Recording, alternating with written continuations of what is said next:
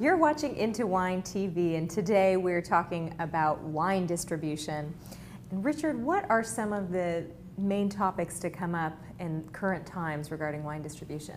Well, in this country, we have the most Byzantine system for getting wine to the consumer in most states in this country.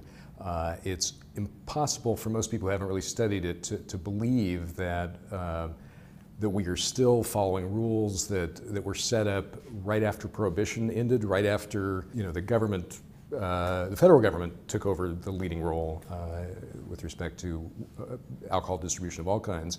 And before fine wine was popular in this country, before we had thousands of winemakers in this country, and certainly long before we had things like the internet and Wine Searcher and ways to find the cheapest prices on wines you've just read about, we have a system in this country where 37 of the 50 states do not allow direct marketing from retailers in another state to residents of these 37 states. More states do permit some direct sales from wineries to citizens of their own states, but in terms of being able to find older wines, rare wines, wines grown in other states that you might be interested in, that you can tell on the internet those wines are available. You can see what the best price is on it. If you're living in one of these 37 states that don't allow retailers in other states to ship to you, you're stuck. In these many states, this happened in the 30s when Prohibition was lifted, and individual states were still concerned about old practices that have really stopped happening of sort of vertical control of the market, and the people who ran the saloons where people were going were also the ones involved with distributing the wine, and they would encourage people to get drunk. Why is this still happening? Why haven't the laws changed? It is phenomenal. The main reason that the laws haven't changed is that the wholesale distributors, who are this middle tier, which is required by law in most of the states, they don't want it changed. They greatly benefit from this monopoly that they have, or practical monopoly of being able to decide which wines they're going to bring in, which wines they're going to make available to the restaurateurs and to the retailers in their own state. They don't want to give up that power. They really do control the market in their areas, and they pay big bucks to lobbyists and to politicians in the form of campaign contributions. And consumers really need to stand up in these states and demand free access to wines. It cripples the market for fine wine. There are really small producers that get good ratings, that people want to try, and they literally can't in some parts of the country. And have consumers tried to stand up and tried to rally against this? It seems just intuitively like this is a burden on commerce, this is a burden on interstate. Mm-hmm. Well, I think a lot of consumers aren't aware of frankly, the liquor distribution laws in this country are archaic and asinine. I mean, they really are.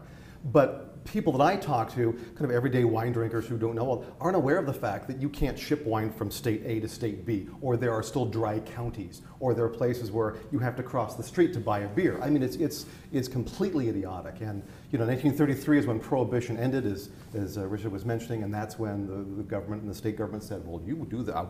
There was no cohesive plan. There still is no cohesive plan. So my thing is to let people know that these archaic, asinine laws still exist, to be aware of that, so as you were saying, people can stand up and say, hey, this is ridiculous. This is the United States of America. There should be free trade between all the states, and there's not.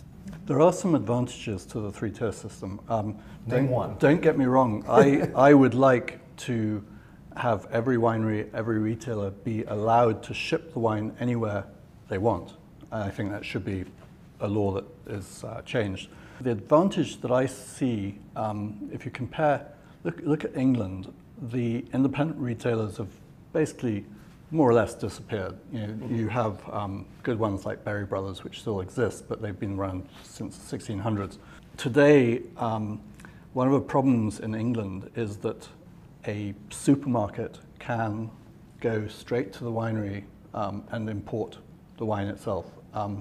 So all of those shops will have the same selections. Right. Odd Bins, which used to be owned by Seagram's, I'm not sure who owns it currently, if it even exists, but they basically carried whatever Seagram's wines were. Mm-hmm. The advantage here is there are over 250,000 wine labels registered with cola, TTB cola label registrations. And the selection is huge. And because the retailers in most states are independent of the distributors or the importers, they can choose whatever they want without being strong-armed. Some do get strong-armed by big distributors, but they effectively can choose any wine they want that comes through into the state through the proper channels. So really selection of and choice for the consumer is, I think, probably greater here than in England. Well, I think it is, and that's largely because first the internet, those of us who live in 13 states where we can sort of freely buy these wines, take full advantage of that. California is a big, not only producer, but a big consumer of wines, and here we don't have the restrictions. A lot of the reasons that people in states give for perpetuating the old-fashioned system, that it's going to drive the small retailers out of business, that's not happening in California. I mean, retailers keep appearing on the scene. So I don't think that's a very valid argument for keeping the system in place. It really deprives the consumers of choice, it deprives them of good prices, it deprives wineries that are struggling, that are trying to make good artisan products and sell them from markets, in their own country. There's really no valid reason for keeping the three-tier system in place. I agree that to have it as a law for three-tier is not necessarily a good thing. But imagine if you suddenly abolish the three-tier system. Imagine what would happen. Southern Wines and Spirits would suddenly it would kill whole distributors. No, it wouldn't. It would enable Southern Wines and Spirits to control it even more because they would open wine shops. They would have retailers. They'd open restaurants. And that will happen for a while. They would buy those until other groups can come in and start competing. So the big problem with the three-tier system is that distributors have become so large that they have either bought out or forced the small distributors into bankruptcy. Yes. And therefore there are fewer importers because there are fewer options to sell the wine to. So it is putting a squeeze. But I stopped going to Wine and Spirit Wholesalers Association meetings many years ago because I completely object to their philosophy of trying to prevent the three-tier system breaking down. As you know, I used to sell wine wholesale, and if you're with a large distribution company, the book is this thick of wines and spirits and beers, and nobody wants to go through that. If you open up markets, granted, you have a wider selection, and the public may be more overwhelmed by what wines are here. But my thought is that will sort itself out in a free market. If people are looking for Chardonnay from California, they can then go buy that Chardonnay from California. If they want to try something else, they can go try something from another state. If the sales aren't there, then that will naturally distill down, and you will, I think, hopefully end up with a system where people have free trade from state to state, but the public will demand what they want. I also think it should be considered illegal that there's a restriction on trade that a winery can ship to many, many more states than a retailer. Why shouldn't a retailer be able to ship to all about 38 states, where they do allow the direct sales from some wineries. The wineries still have to get registered and all and pay some fees, and it's kind of a burden for smaller wineries. But this old-fashioned system is even hurting the states themselves that are looking for sources of revenue, because people who love wines in Pennsylvania, Utah, some of the places that have the most onerous restrictions, Michigan, on their citizens being able to get wines from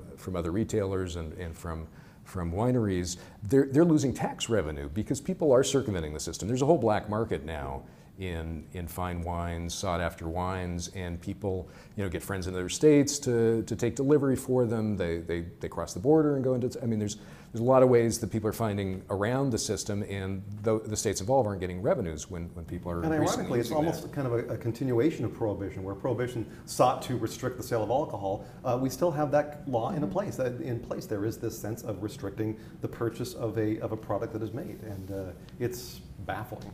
It totally needs overhaul, and people who are in these states really need to speak up. People need to band together. There needs to be a huge consumer movement in this. Talk to your congressman, talk to your senator. Make them aware. And I think there is a subcommittee that deals with wine, either in Congress or the House of Representatives. I forget which, but I know they're a great committee. What's that? What a great subcommittee. Maybe it's not a subcommittee. I'm not a politician, but I know there are vested interests for some of the wineries around the states in Congress and in the representatives. So that's important that we do contact our political leaders and say, hey, we're tired of this. This should not exist. Well, we should tell our viewers to definitely write letters to their Congress people and see if we can change some of these laws. This might be something that we could get people to work together and improve over the years. So thanks very much for this information. Thanks for watching, and we'll see you next time on Into Wine.